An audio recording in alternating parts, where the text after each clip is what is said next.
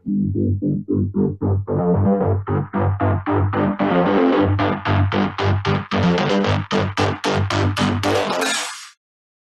Paldo, Pampanga, magandang araw Central Luzon. Ako po si Justin Dizon at kayo'y nakatutok dito sa CLTV Balitaan. Live ho tayo ngayong Biyernes, alas 10:01 na ng umaga, October 7. Thank God it's Friday.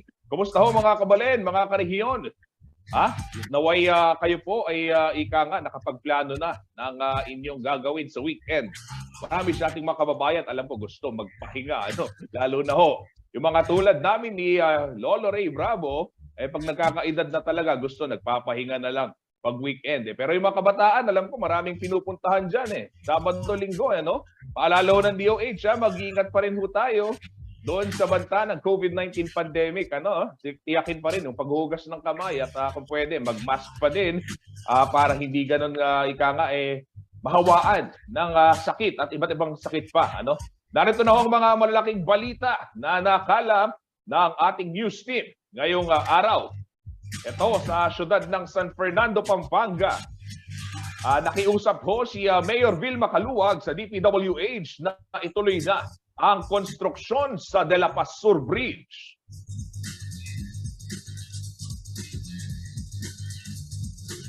Ito namang kontrata para ho sa konstruksyon din ng North-South Commuter Railway Project. Pinirmahan na.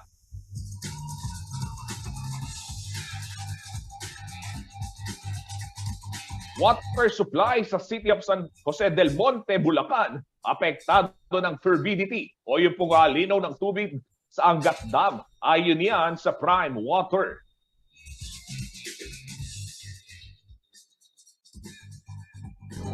Pangulong Marcos Jr. naging kalmadong leader sa kanyang first 100 days. Ayon po kay Congresswoman Gloria Macapagal Arroyo.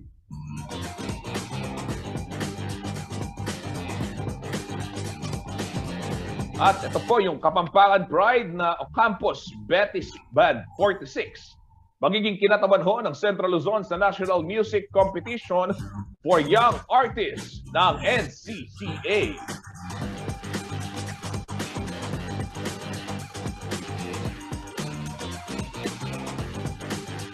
Yan, tuloy-tuloy ho tayo sa mainit na balitaan. Nananawagan ho ngayon si City of San Fernando Mayor Vilma Caluag sa Department of Public Works and Highways o DPWH na ituloy na ho yung konstruksyon ng De La Paz Sur Bridge. Ang nasabing tulay ay inaasahang magbibigay ng access sa isang malaking komunidad sa syudad. Matatanda ang taong 2019 nang maantala ho yung proyekto dahil na rin sa usapin ho ng right of way. Isang mag-anak kasi ang nakapagtayo ho ng kanilang bahay na sumasakop sa right of way ng nasabing tulay. Sa loob ng 3 taon, hindi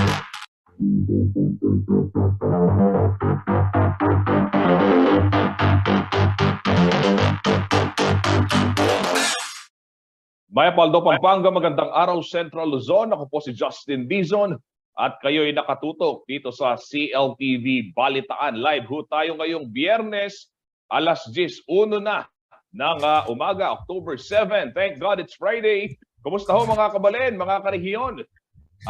Naway kayo po ay ika nga nakapagplano na ng inyong gagawin sa weekend. Marami sa ating mga kababayan, alam ko gusto magpahinga, lalo na ho yung mga tulad namin ni Lolo Ray Bravo, pag nagkakaedad na talaga, gusto nagpapahinga na lang pag weekend. Pero yung mga kabataan, alam ko maraming pinupuntahan dyan. Sabado, Linggo, Paalala ho ng DOH, mag-iingat pa rin ho tayo doon sa banta ng COVID-19 pandemic. Tiyakin pa rin yung paghuhugas ng kamay at kung pwede, mag-mask pa din para hindi ganun mahawaan ng sakit at iba't ibang sakit pa. Narito na ho ang mga malalaking balita na nakalap ng ating news team ngayong araw. Ito sa syudad ng San Fernando, Pampanga. Nakiusap ho si Mayor Vilma Caluag sa DPWH na ituloy na ang konstruksyon sa De La Paz Sur Bridge.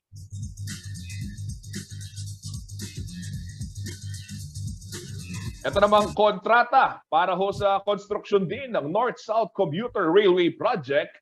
Pinirmahan na.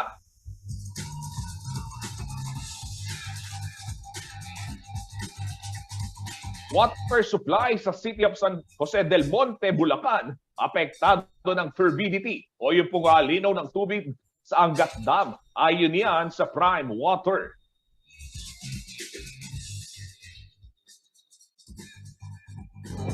Pangulong Marcos Jr. naging kalmadong leader sa kanyang first 100 days. Ayon po kay Congresswoman Gloria Macapagal Arroyo.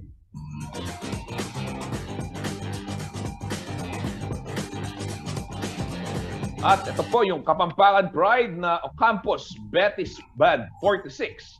Magiging kinataban ho ng Central Luzon sa National Music Competition for Young Artists ng NCCA.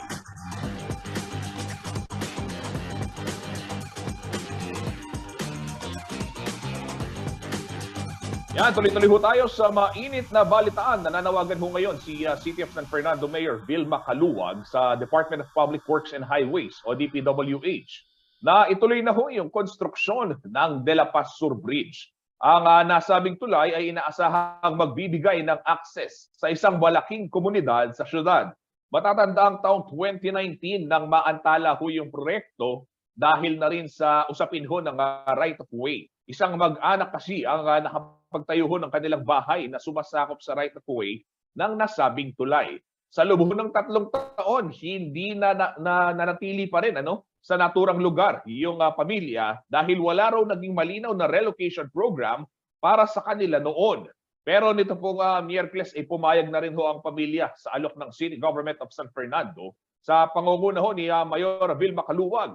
At nauunawaan umano ng kanilang pamilya yung pangangailangan na matapos ho yung ginagawang tulay para sa kapakanan ng mas nakararami. Ayon naman ho kay Mayor Caluwag, negosasyong makatao at maayos na relokasyon ang solusyon sa ganitong klase ng problema. Pakinggan ho natin ang ilang pahayag ng apektadong residente dyan sa naturang proyekto at maging ang pahayag po ni Mayora Vilma Caluwag. Dali po yung dating, yung dati pong mayor na si EDSA. Ngayon po yung usapan na gagawin.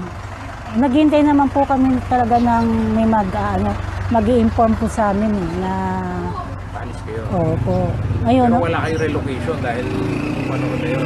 Opo, wala po kami talagang lilipatan. Tsaka wala naman po kaming mampagawang bahay para agad-agad po makaalsa kami po dyan. Kaya naghintay kami ng kahit papaanong tulong sa Ngayon hong klaro na kung saan ho kayo tutulong. Ito ho ba yung nakabuti ho sa inyo na pasama? Napabuting napasama po. Napabuti naman po o Opo, napasama? napabuti naman po kasi gagawa kami ng bahay na maayos. Awa ng Diyos na pakikiusapan natin ng mabuti ang mga naaapektuhan. Siyempre, yung matatanggalan sila ng bahay, baalisin sila ng bahay. Iba kasing pakikipag-usap yun di ba? Kailangan timplahin mo na hindi sila magdaramdam kung ano yung sasabihin mo. Kasi may mga sentimental value, no? Yun ang mahirap kasi. So, buti naman na pakiusapan natin sila ng mabuti. At ngayon, 2 malalaking problema ang na-solve natin. So, nananawagan po ako sa DPWH, mga sir. Kasi po tumatawag ako, wala pang sumasagot sa inyo. Okay. Kasi po, na-open na po natin ito. Baka sakali po sumagot sila, no? Na-open na po natin ito. Baka naman po pwede na natin itong tambakan. Kasi kahit na po na-open natin, na-demolish na po yung bahay, baka pwede niyo po kaming tulungan.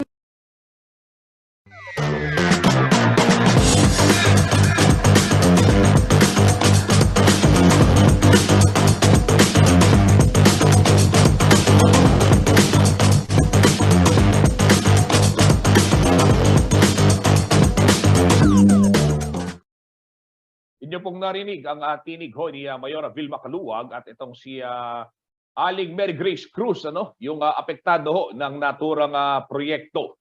Ayan, sa ibang balita naman, matapos pong formal na pasinayaan nito kong Huwebes, inaasahan na magbubukas ngayong buwan ho ng Oktubre ang Fernandino Dialysis Center. Matatagpuan po ito sa City Civic Center ng Siyudad San Fernando sa may Barangay San Isidro. hinihintay na lamang daw ang license to operate na manggagaling sa Department of Health para masimulan na ang operasyon ng bagong pasilidad. Layon ho ng Fernandino Dialysis Center na makapagbigay ng libreng serbisyo sa mga pasyente na hindi po kayang suportahan ang kanilang pagpapagamot. Ang PhilHealth ang magbabayad sa bawat sesyon ng 219 dialysis patients na nakapagpalista na para ho sa programa. Mayroong 25 Japanese-made dialysis machines ang naturang pasilidad na kaya umanong magbigay serbisyo sa 75 pasyente sa kada araw ho ng sesyon. Ang Luzon Medical System ang naging kapartner ng city government sa pagbili ho ng mga makina at pagre-renovate ng gusali na dati hong ginamit yan bilang isolation facility. Mga Fernandinong nurse at technician naman daw ang tatao sa bagong health facility ng syudad. Pakinggan ho natin ang tinig ni Mayor Vilma Caluwag at ni Norita ang direktor ho ng Luzon Medical Center, kaugnay ng balitang yan. Wala talagang ginastos yung city. Yung past administration, yung gastos niya sa mga dialysis patient is 8.9 million per year. Pero tayo dun sa Emi-Promipin ata na gamot na yon na gagamitin sa mga dialysis patient, pero not all dialysis patient, no? Yung case-to-case basis, pag bumababa lang yung hemoglobin niya, dun kailangan yon. So yon, magagastos tayo ng roughly 3.8 million. So imagine kung noon gumagastos tayo ng 8.9 compare sa 3 point something lang. So parang nakamenos pa tayo. Noon wala tayong dialysis center, pero ngayon marami tayong masiserve na dialysis patients. Di ba nowadays nababalitaan natin, they're very active in putting up their own RHUs, no? Yung mga rural health units nila. So this is one of the initiatives of the mayor of the city. So we thought when we had the meeting with them before, we thought of putting up or providing help, assistance to that intention. So naisip namin unahin yung dialysis center for the city. So we started with 25 seats right away.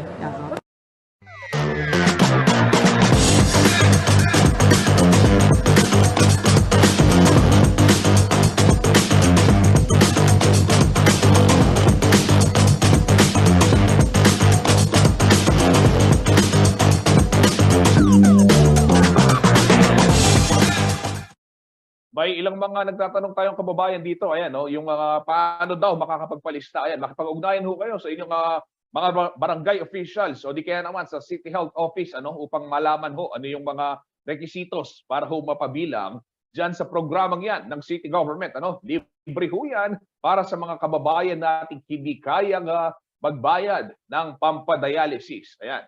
Samantala sa ibang balita, naaresto na ho yung ikalimang most wanted person sa Central Luzon matapos po yung isinagawang manhunt operation ng Pampanga Police sa Villa Teodora, Barangay Dao, sa lungsod ng Mabalacat. Dito pong Martes, siya po ay kinilala bilang alias Nel, 32 anyos na residente dyan sa naturang lugar. Nahaharap po ang suspect sa patong-patong na kaso dahil sa paglabag sa Republic Act 9165 o yung Comprehensive Dangerous Drugs Act of 2002.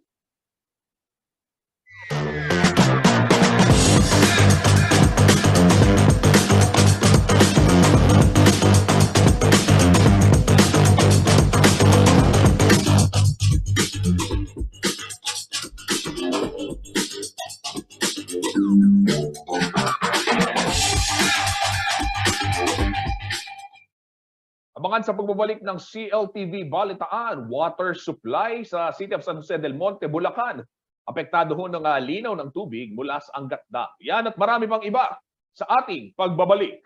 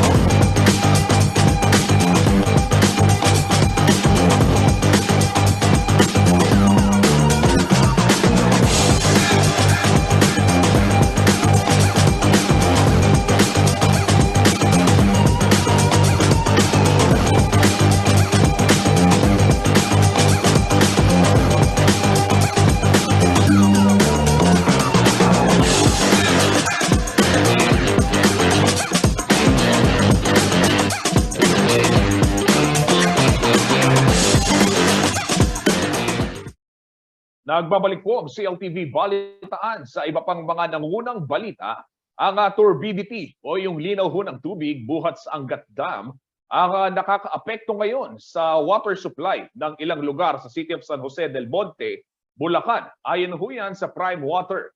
Nahaluan ho kasi ng makapal na putik ang tubig sa naturang dam sa kasagsagan daw ng bagyong Carding. Tiniyak naman ho ng Prime Water na doble kayod ho ang kanilang ginagawa sa kanilang mga water treatment facilities upang matugunan ang pangangailangan ng kanilang mga parokyano.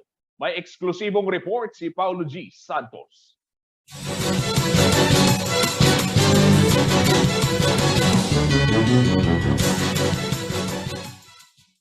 Abot hanggang dibdib ang level ng putik sa mga water treatment facility ng Prime Water sa City of San Jose del Monte, Bulacan. Dulot ng bagyong Carding ang maputik na surface water supply na galing sa Angat Dam. Ito umano ang nagpabagal sa distribusyon ng water concessionaire sa kanilang mga parokyano. Ayon kay Prime Water, CSJD Branch Manager June Caramol. Yung tinatawag natin turbidity o yung lago ng tubig.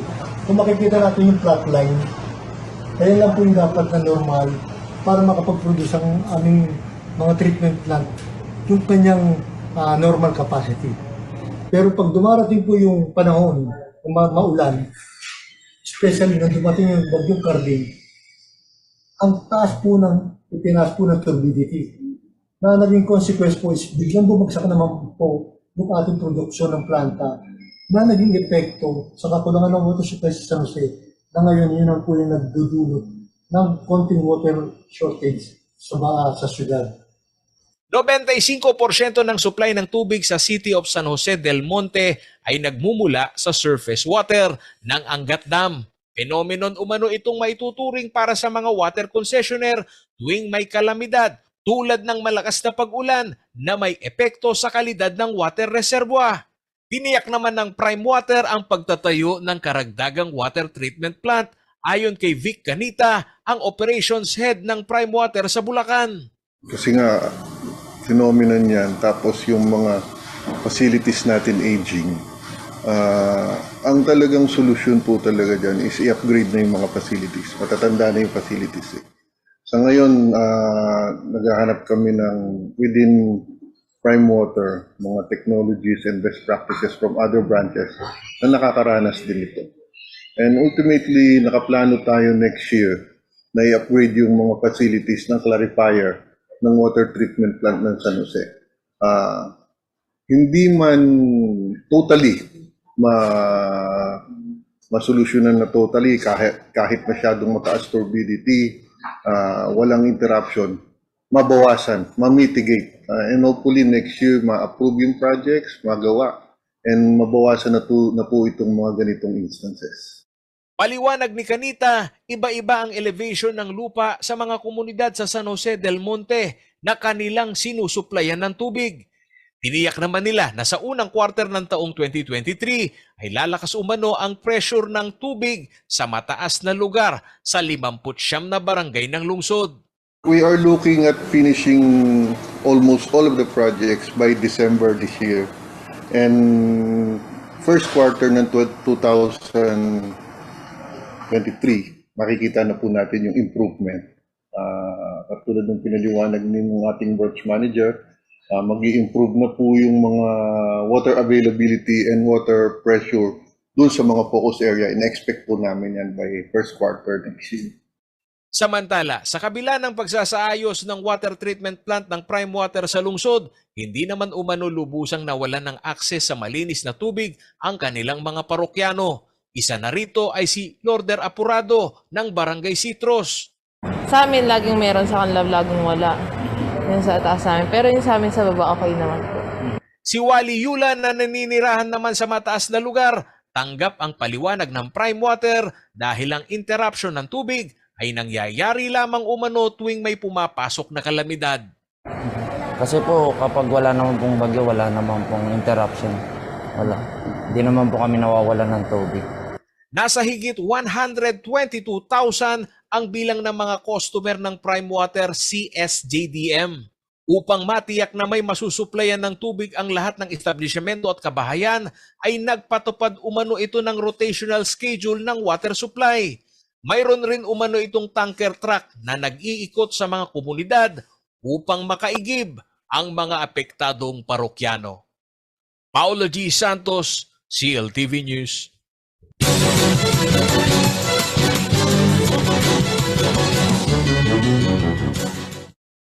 Dumako naman ho tayo sa ibang balita. Nilagdaan na ho nitong Huwebes, October 6 sa Calamba, Laguna, yung kontrata para ho sa konstruksyon ng North-South Commuter Railway Project.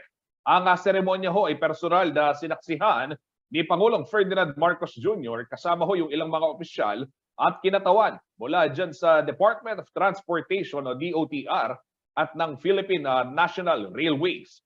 Ang naturang proyekto po ay may haba na 147 kilometro. Ito po ay mag-uugnay sa Clark, Pampanga hanggang Calamba, Laguna at inaasahang mapakikinabangan ho ng ating mga kababayan sa taong 2028. Ayon ho kay DOTR Secretary Jaime Bautista, tinagurian itong largest railway line sa bansa na magkakaroon po ng 35 stations at 3 train depot. Kaya umano nitong magsakay ng 800,000 na pasahero kada araw. Co-financing po sa 90 billion peso railway project ang Japan International Cooperation Agency at ang ADB o yung Asian Development Bank.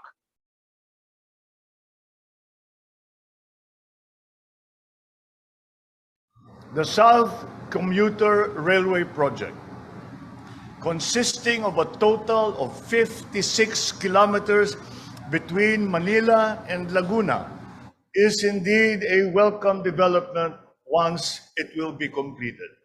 It will reduce the travel time between two places from 3 hours to just 1 hour. The South Commuter Railway Project is expected to contribute in seamlessly transporting passengers from Clark, Pampanga, and Calamba City, Laguna, and all the train stations in between. With the signing of these packages, we demonstrate to our people that we are serious about pursuing large projects for infrastructure to foster growth and revitalize our economy, in spite of the adjustments that we have had to make to compensate for the shocks that the world situation has brought to the Philippines.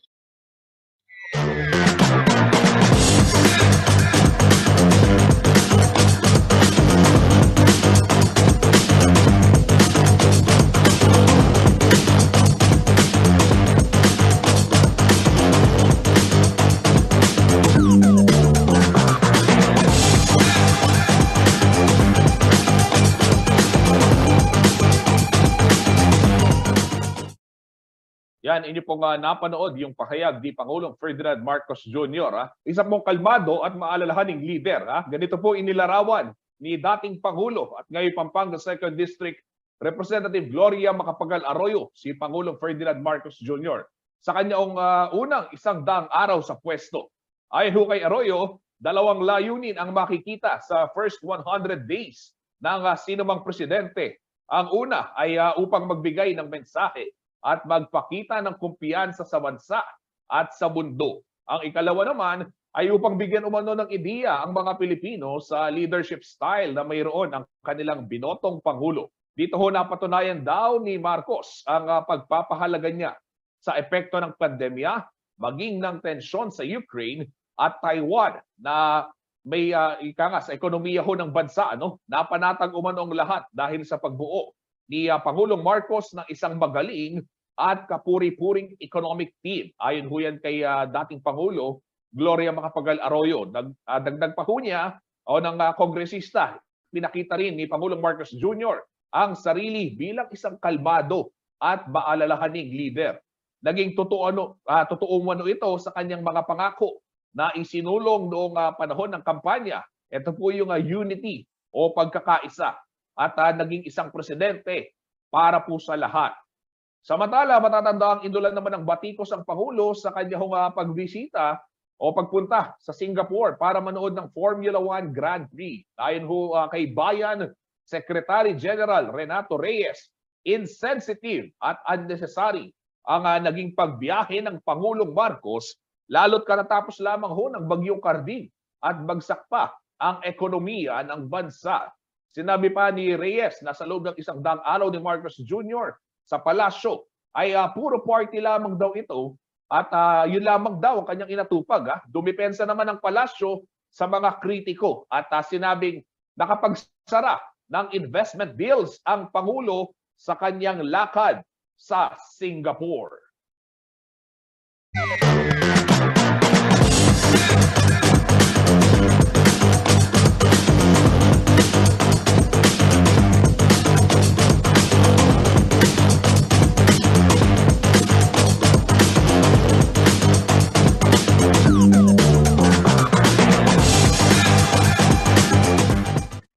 Marami pang mainit na balita sa aming pagbabalik.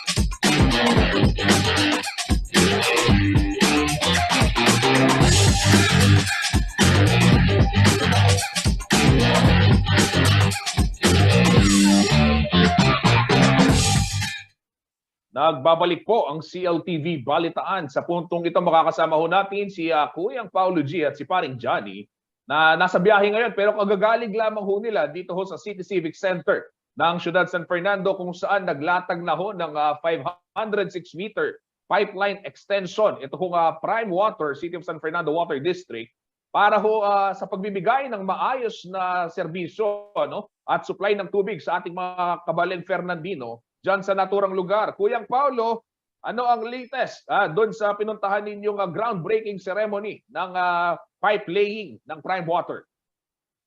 Kuyang Justin, phase 2 na nga ito na proyekto para mapagbuti itong mabilis na supply ng tubig ng Prime Water na City of San Fernando Water District. At itong binabanggit na area na madedevelop, Kuyang Justin, mapaghuhusay yung supply ng tubig ay dito sa may bahagi ng likuran o itong kakabukas pa lamang na dialysis center dito sa Civic Center at ilan dito sa mga nabanggit pa na ongoing na infrastructure project dito ay itong itatalaga umanong ospital ng Ciudad San Fernando. Kanina lang, Kuya Justin, dumalo din dito sa groundbreaking ceremony si Mayor Phil Maluwag sa kanyang pakiusap dito sa Prime Water, Kuya Justin, dahil dito nga magiging sentro itong mga tanggapan ng lokal na pamahalaan. Kailangan daw mapabilis itong tubig, yung pressure ng tubig kapag may ospital at hindi lang yan isang palapag kundi may mga high-rise building silang mga itatalaga dito at isang sports complex, kailangan mabilis yung supply ng tubig. Nasa 11 hektarya ito, Kuya Justin, na property development at itong ang area ng Barangay San Isidro, Kuya Justin, sa lahat ng mga nakikinig na Fernandino, saan ba yung area na yan? Hindi pa naging mga kaibigan, dito malapit ito sa area din ng Del Rosario o dun sa mismong crossing, Kuya Justin, na makikita mo ito, meron access sa Mega Dike, at yung komunidad na masasabi natin, Kuya Justin, dahil nga phase 2 na to, yung phase 1, sufisyente na yung tubig na kanila namang napakikinabangan na. Pero ang nakikita-kita ngayon, Kuya Justin, itong Prime Water, dahil nga sa laki ng pangangailangan at itong mga maitatayong infrastruktura ay marami, may proposal sila na kailangang maitali sa use of frac agreement na magkaroon ng property ang Prime Water at Water District doon, Kuya Justin, para magkaroon ng isa namang pumping station, Kuya Justin. Kuya Paulo, itong binabanggit mo, no, na yung City Civic Center, marami sa ating mga kababayan hindi pa yata nakakarating dyan sa lugar na yan. Ano-ano ba yung mga nakalatag na proyekto dyan, yung development na gagawin ng administrasyon ni Mayor Kaluwag?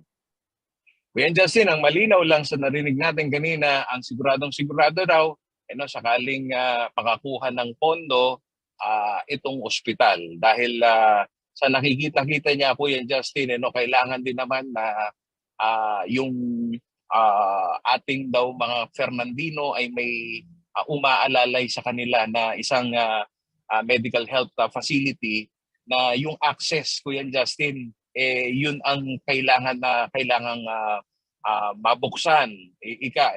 Although ang isa nga sa tinatanong natin, maraming mga health facility dito sa siyudad ng San Fernando, nandiyan ang regional hospital, nandito pa yung OFW hospital, ano pa yung relevance nitong isa pang ospital. Pero ang binabanggit niya, Kuya Justin, sa usapin ng pangkalusugan, kapag lumalaki ang populasyon, kailangan direktamente, Kuya Justin, i-address itong mga Fernandino, hindi na pag-iiwanan. Mas maigi na raw, Kuya Justin, dahil itong mga ospital na nandito ay hindi lang Fernandino ang pinaglilingkuran. Kaya meron siya mga impormasyon na may nangyayari yung congestion at sa panahon nga daw ng pandemya, Kuya Justin, nakita talaga yung halaga nitong mga health facility para mabigyan ng prioridad yung kanyang mga pinaglilingkuran na Fernandino. Paulo G, kailan naman inaasahang makukumpleto itong pipe laying na ginagawa ng Prime Water dyan sa naturang lugar? At saka babanggit ko lang, pakisabi kay paring Johnny, para muna yung sasakyan. Gusto kong makita ng mga ng mga netizens natin. Kuya Paulo, medyo magalaw daw yung video mo. Oo, magalaw yung video, paring Johnny. Pumarada muna ho kayo. Yeah, pumarada muna si Kuya Paulo para at least mapanood siya ng ating mga followers, Ayan, yung tanong ko, balik ko lang kanina, kailan inaasahang makukumpleto yung pipe laying project dyan sa City Civic Center? As soon as possible daw ito, Kuya Justin, mga 3 buwan, kasi itong laki nitong infrastruktura, gusto mo nilang mai-address yung pangangailangan, Kuya Justin, nitong mga existing na building, gaya nitong C3, yung command center natin. Andito rin mga kaibigan, yung infirmary, yung dialysis center, at yung infirmary o itong dialysis center, Kuya Justin, sa kaalaman ng mga Fernandino, ito yung dating evacuation center. At yung C3 naman, na tinatawag, mga kaibigan, dito naman naka-install yung mga camera para at least ma-monitor yung trapiko dito sa ating pong syudad. Nandyan yung City Disaster Risk Reduction and Management Council. So, Kuya Justin, maraming pinaglilingkuran ito, pero dito sa phase 2, kailangan magkaroon lang ng pipeline na masusuplayan sufficiente dito sa mga existing. Pero yung mga pinaplano nila, Kuya Justin, na ongoing pa, yung dokumentasyon at for approval pa, ang kailangan daw talagang maitalaga doon ay isang pumping station. Dahil sakaling may hospital dito, Kuya Justin, at yung sports complex na pinaplano, binabanggit naman sa atin ni Ma'am Anel David, Engineer Anel David ng City Engineer Office, Kuya Justin, meron daw isang athletic pool ito, na talagang malaki at kailangan ng supply ng maraming tubig, Kuya Justin. Paulo G, liban dyan sa City Civic Center, meron ba bang ibang nakaambang proyekto? Yung Prime Water dito sa syudad ng San Fernando, kaugnay nga nitong paghahatid ng supply ng tubig sa ating mga kababayan, may nabanggit ba sa iyo ang kanilang pamunuan kanina? Kuya Justin, nakausap natin si Engineer John Michael Canlas, ang branch manager ng Prime Water, at isa nga sa kanilang dinedetermina, Kuya Justin, na lumalaking demand ho ng tubig ay hindi lang tong Central Business District, Kuya Justin, yung area ng kahabaan ng Ijasa Road dyan sa San Fernando at downtown natin. No?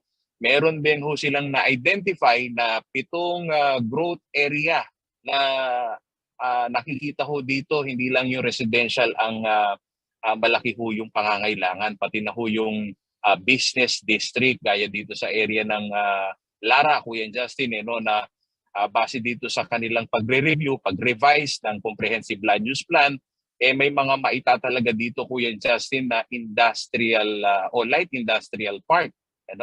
At dito naman sa downtown o malapit sa downtown, Kuya Justin, sa area ng De La Paz, at patungo dito sa area ng Bulaon Township na kung tawagin, diyan, Kuya Justin, talagang malaki raw yung pangangailangan, kaya yung mga pumping station nila ay talagang strategically pinaplano nila base dito sa lumalaking demand at paboost na ekonomiya dito sa lungsod natin sa San Fernando. Okay. Kuya Paulo, samantalahin ko lang yung pagkakataon na nandito ka ngayon sa ating programa dahil gusto ko lang itanong, yung balita mo kanina, itong tungkol sa pakiusap din ni Mayor Vilma Caluwag, kaugnay niyang yung pagsasagawa ng De La Paz Sur Bridge project ng DPWH. Kanina off-cam pinag-uusapan natin, nabanggit din sa balita yung sinasabi ni Mayora na makataong pakikipag-usap at mga relokasyon. Ikaw bilang isa na nag-cover doon sa mismong pagpunta ni Mayora doon sa dinemolish na bahay, paano mo ba nakita? Paano mo mailalarawan para alam ng ating mga manonood yung naging sinasabing makataong pakikipag-usap? Ano ba yung naging diskarte at napapayag ng ating alkalde itong mga kababayan natin diyan na naninirahan doon sa right of way ng proyekto? Dito nga sa ibinabanderang programa ng Mayora na Inclusive Governance, Kuya Justin, na ang kanya hands-on yung kanyang pakikipagdialogo, at hindi raw magiging matagumpay itong anumang negosasyon, Kuya Justin, dahil siya naman daw nasa practice, isa siyang negosyante, kung hindi mabuti yung iniaalok mong relokasyon at hindi kumbinsido. Ito naman kahit sabihin mong sila yung mga informal settler, tao din naman daw yan, may sentimental value yung lugar sa kanila, at kung ano man daw yung mga infrastruktura, kahit sabihin natin na barong-barong, maituturing pa rin dito sa mga informal settler na yan tahanan. Kaya una, respeto, yun yung sinasabi niya sa atin na sa pakikipagdialogo, kahit iyaan ikaw opisyal o ano man ho daw ang tinitindigan mo na posisyon, bilang isang government official, kailangan bumaba ka dito sa tao. At nakita natin, tama ka dyan, Kuya Justin, dyan sa ating pagbabantay, hands-on ito. Inumusta, saan sila pansamantalang inililipat habang isinasagawa yung kanilang relokasyon, at gayon na rin sa husay niya sa bargaining, Kuya Justin, dahil alam mo baga dito sa nangyari mo ng problema ng right of way, para magang domino effect, Kuya Justin, nag-viral, pinag-usapan dyan sa San Jose at Del Pilar, yung bridge na hindi pinakikinabangan na ginawa ng DPWH, nasa korte na yan nagkaroon ng magandang deal, Kuya Justin, puputok yung balita, meron pa palang mga proyekto itong DPWH, particular na yan dyan sa Barangay De La Paz Sur, na hindi napapakinabangan dahil dyan sa issue din ng right of way. At ito nga din ang pina-follow up namin ni Parin Johnny ngayon. Pupunta kami sa DPWH para malaman yung plano nila dito. May blueprint ito definitely, Kuya Justin, kung ano yung tinutumbukan nitong bridge. Although yung isang mag-anak na natin na pwedeng sabihin dahil hindi lang isang pamilya yung, Kuya Justin, pero magkakamag-anak sila. luluwag na yung kalsada, nga lamang gusto natin talagang makita dito sa blueprint ng DPWH kung ito talaga yung nakaplano o ito lang ba yung tatamaan o meron pang mga private property. Pero sa sinasabi naman ni Mayor Bill Macaluwag, gusto nilang mag-reach out muna sana dito sa DPWH. Nabuksan na pwede nang pumasok, pwede na mag two-way drive Kahit tambak lang muna o di naman gaya, sementuhin na dahil po pwede na yung purpose na two-way drive dito sa De La Paz Sur. Kaya yun ang aabangan natin, Kuya Justin, kung paano yung pakikipag-usap nila. Although ang binabanggit nga ni Mayor Bill Macaluwag, mahirap kausapin, hindi sila tumutugon sa kanyang request na sana naman daw ituloy na itong construction dito sa De La Paz Sur Bridge. Kuya Justin. Okay, maraming salamat, Kuyang Paulo. Abangan natin yung update kaugnay dito nga pakiusap nga ni Mayor Macaluwag dyan sa DPWH, yung pagsasagawa ng proyektong De La Paz Sur Bridge. Mag-ingat kayo ni paring Johnny. Yan mga kabalen, narinig ho natin si Kuyang Paulo G. Santos na galing kanina lamang dun sa pipe laying, groundbreaking ceremony ng pipe laying activity ng Prime Water po o pipe laying project ng Prime Water sa City Civic Center. Samantala sa ibang balita, ikakatawan ho ng Kapampangan Pride na Ocampos Betis Band 46 ang Central Luzon sa Symphonic Band category ng National Music Competitions for Young Artists ng NCCA. Nagmula ho sa pamilya ng kilalang banda sa bayan ng Guagua na naitatag noon pa hong 1946. Post-war ho ito, matapos ang gyera, ang bagong henerasyon ho nitong mga musikero. Kilalanin ho natin yung ilan sa kanila sa ulat na ito.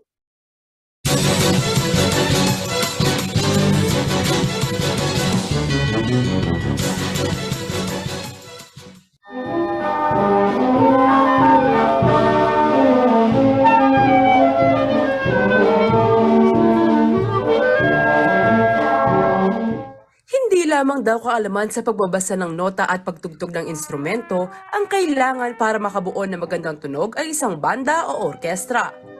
Mahalaga rin ang pagkakaroon ng disiplina ng bawat miyembro. Ito ang ibinahagi ni Hercules Santiago, isang miyembro ng Philippine Harmonic Orchestra. Si Santiago ang kasalukuyang presidente ng Ocampos Betis Band 46, isang banda na binuo ni Yumaong Guagua Mayor Dr. Isidro Ocampo matapos ang gyera noong dekada 40.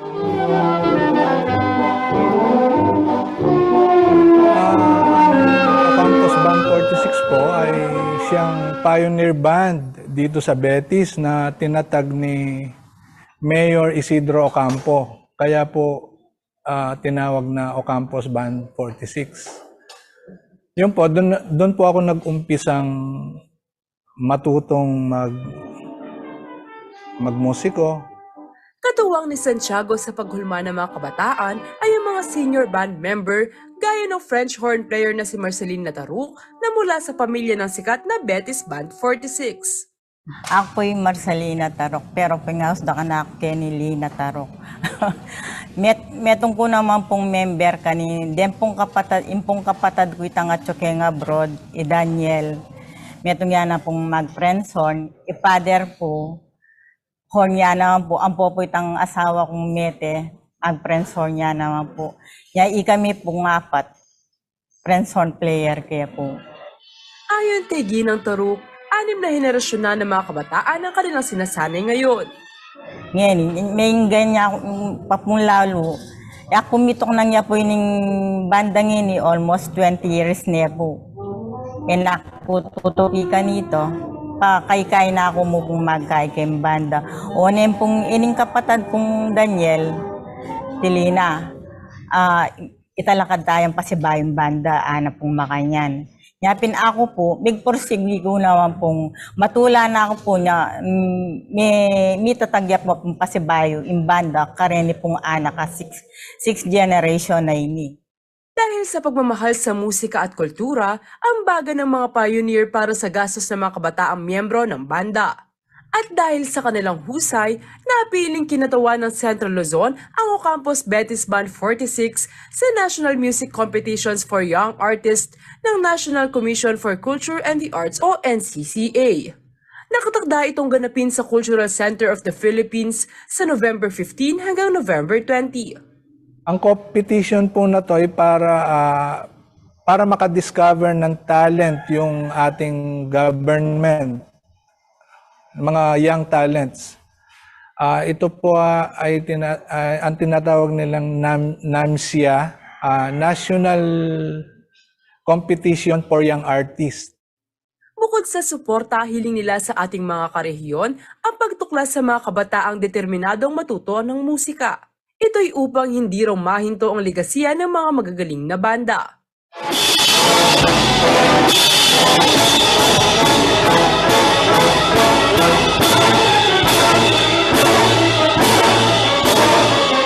Diana Canilao, CLTV News.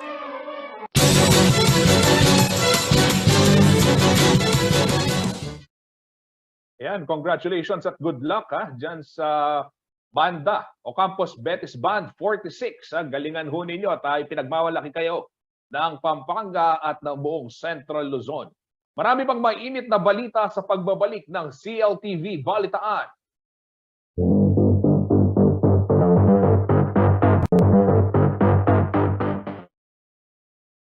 Yan, time check muna ho tayo. 10:53 na ng umaga. Araw ho na Biyernes ngayon, October 7.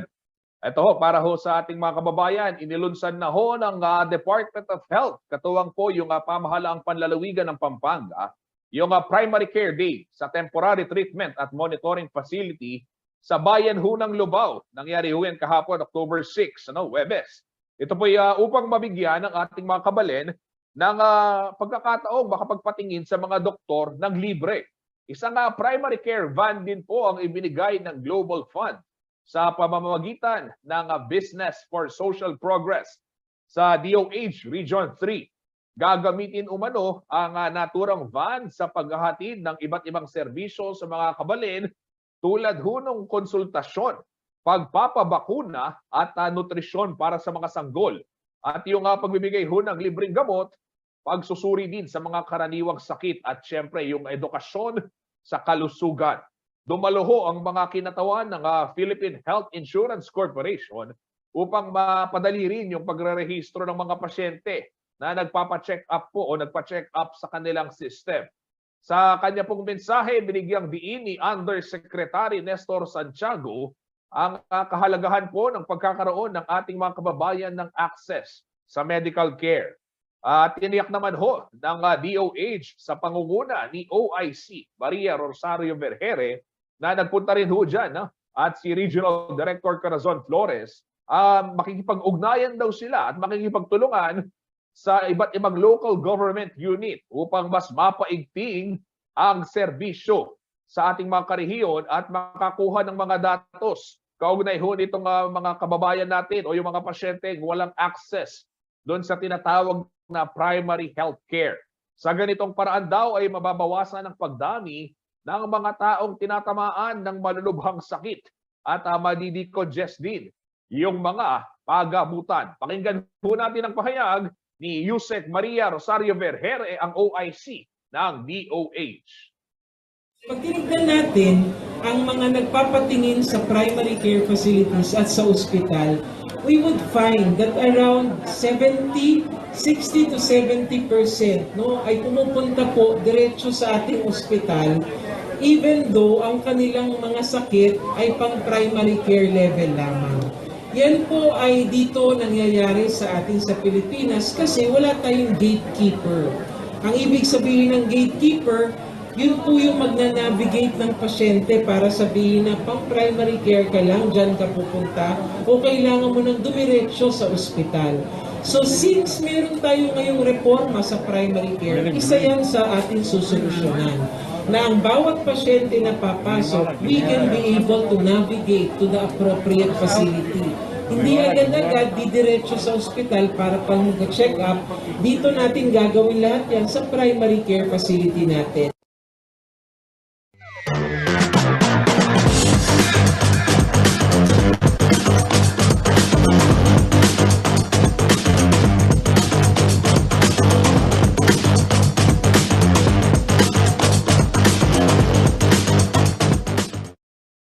Ayan, inyo pong natunghayan ang pahayag ni Yusek Vergere, ang OIC ng DOH.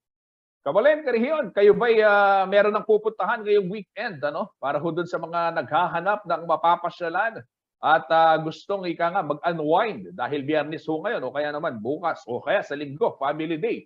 Pwede ho ninyong subukan itong katapat lamang ng aming opisina dito sa CLTV, ano? Ito hong Basics Bar and Grill sa Greenville Subdivision, kung saan handog po nila sa ating mga kababayan yung iba't ibang pagkain na hango doon sa local and international flavors. Tara na hot, makipag-trip, treat at gimmick kasama si Liana Canilaw. Panoorin po natin to.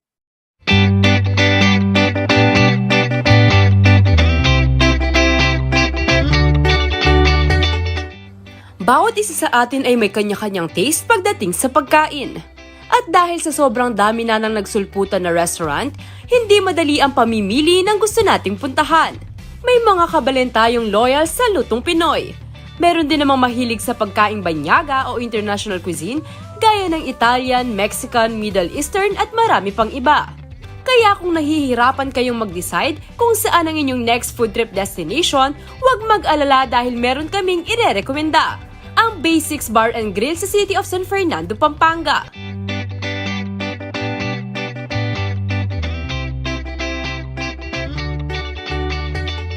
Matapos magtrabaho sa Qatar bilang Senior Catering Supervisor sa isang ospital, napagdesisyonan ni Dionisio David at ng kanyang asawa na bumalik na sa bansa upang magnegosyo. Kahit maganda ang trabaho at benepisyo sa ibayong dagat, wala pa rin umanong hihigit sa saya na kanilang nadarama sa piling ng kanilang mga anak dito sa Pampanga. Back to basics ika nga ni Dionisio, kaya ito rin ang naisip niyang pangalan at konsepto ng kanyang restaurant. Dahil nga basics, gusto namin bumalik talaga doon sa ano yung buhay noon, like this larong mga kalye, tapos yung mga views natin sa Pampanga na sikat siguro Arayat, wala nang makakapagano na sa simbolo ng Pampanga is Arayat. Tapos yung Clark hot air balloons. Maano mo yung mga restaurants ngayon, lalo na kung medyo maganda na yung pinag-aralan, no, chef.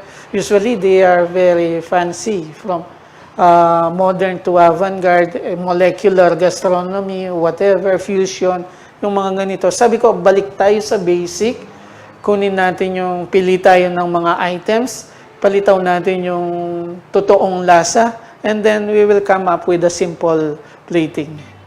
Bagamat nahiligan na raw ni Dionisio ang mga pagkain sa Middle East, hindi rin naman pahuhuli sa kanyang panlasa ang mga pagkain Pinoy at iba pang klase ng cuisine na matitikman sa kanilang restaurant.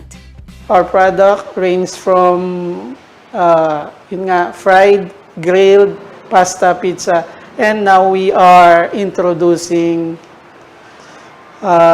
ihaw. Ihaw na Filipino ihaw. May usually Italian pasta pizza, and then we have grilled inspired by Middle East. Nag-serve kami ng hummus, ito yung dip na from chickpeas. Tapos nag-fried items kami. So minamarket namin, it is a place where fried, grilled, pasta, pizza, and fun come together. At dahil may espesyal na lugar sa puso ni Dionisio ang kanyang lupang tinubuan, ang selection ng menu sa basics ay ihango rin sa salitang Kapampangan. Ilan sa kanilang pirito o fried items ay ang mozzarella sticks, paro o breaded shrimps, calamares at pamita o dynamite.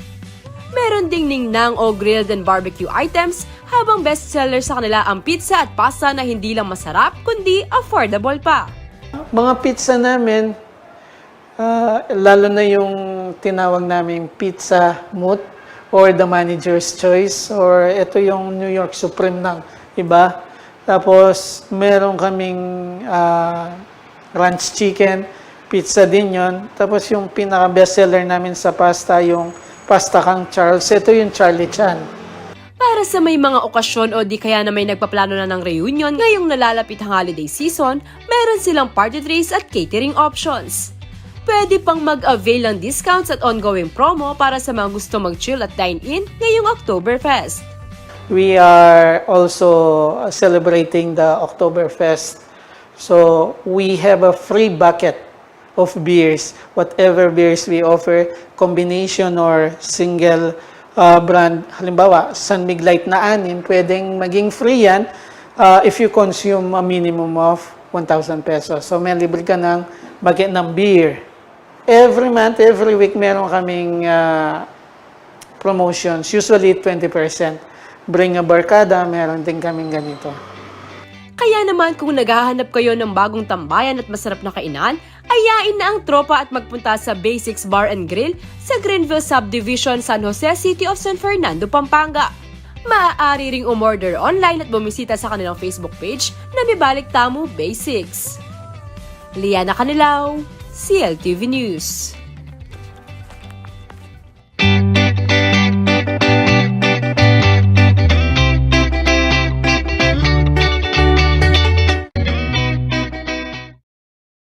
Si Kuyang Henry Wanta pala yung nag-shoot ng video ng Basics, balita ko sinasabi niya pagkasarap-sarap daw ng pagkain, Sana all, Kuyang Henry, ha. Samantala, alamin naman ho natin ang magiging lagay ng panahon mula kay Ginoong Manny Esguera, ang Chief Weather Forecaster ng Pag-asa Clark.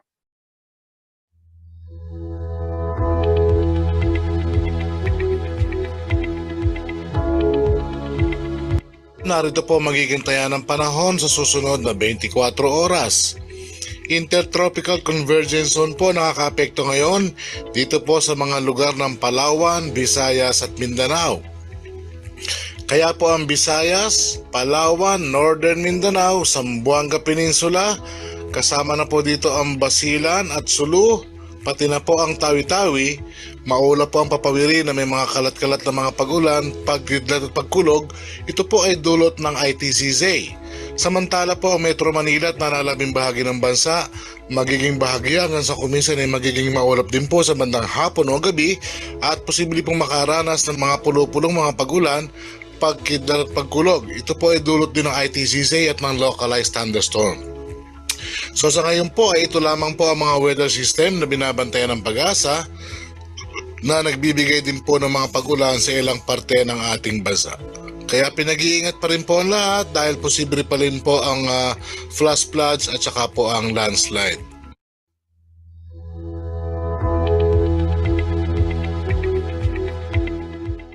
Maraming salamat, Kuyang Manny Esguera. At ito na ho, 11:04 na, ako'y magpapaalam na. Kasama po ang buong pwersa ng CLTV News and Current Affairs. Ako po si Justin Dizon. Kabalen, Carrion, 79 days na lamang, Pasko na. Maraming salamat po.